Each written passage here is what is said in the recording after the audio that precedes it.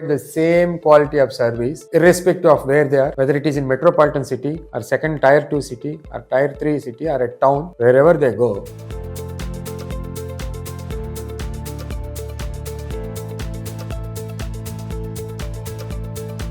A robust process in place. It is quite possible to provide quality ICU care to every single patient at every place, provided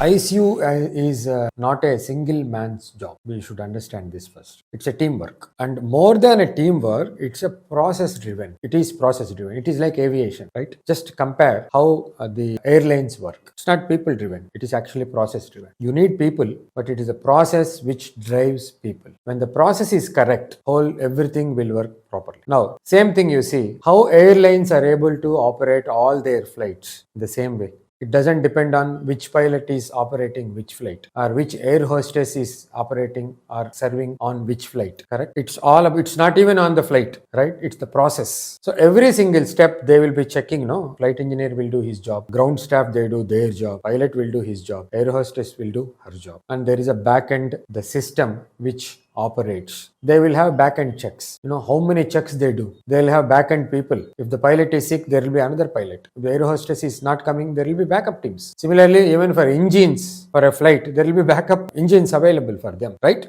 The flight never takes off with single engine. The same way, if you have a robust process in place, it is quite possible to provide quality ICU care to every single patient at every place, provided there is a robust system in action. So CIPACA is process driven. I won't say it is a people driven organization. Although you need people as placeholders. Definitely we need doctors, we need nurses. Yes. Many times the hospital owners, they ask me what kind of doctors you provide. I can't help but laugh, We are still thinking that it is the doctors and nurses which ultimately provide output. It is correct. I am not saying without them you will provide, but they alone cannot do. There should be a system which will be guiding them to do. Imagine there is an ICU where we have teams with, even if one doctor is leaving or sick leave or whatever it is, there is another person replacing, and that another person will be able to provide the same service like the previous person.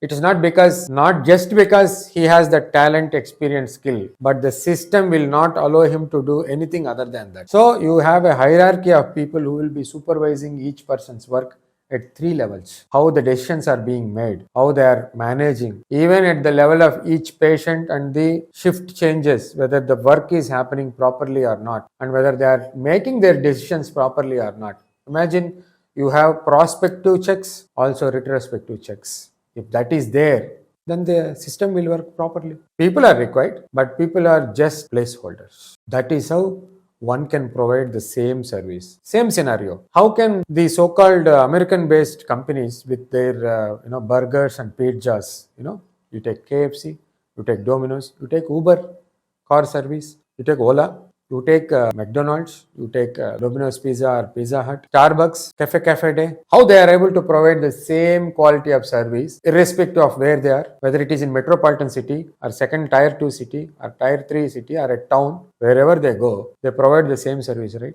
They don't bring their chefs or people only from America, right? They don't bring from Europe, right? But whoever the person they take, they train that person in such a way that he produces the same type of pizza, same type of burger from their own machines, correct? The machines are required. Definitely oven is required, or other machines are required, and people are also required, but they follow a process which delivers the same quality of output. The same way, if you have some number of pilots and number of air hostesses, flight is there, but then they follow the process, correct, to make their decisions, which is monitored by 2-3 levels of people, so that even the micro mistakes are identified and then corrected. The same way, which doctor is there, which time, there can be backup doctor, there can be full-time doctor, similarly the nursing team, but they follow the same instructions, the same process of managing patients, which is monitored and corrected at several levels. If you create such a system and that robust system works seamlessly, that is how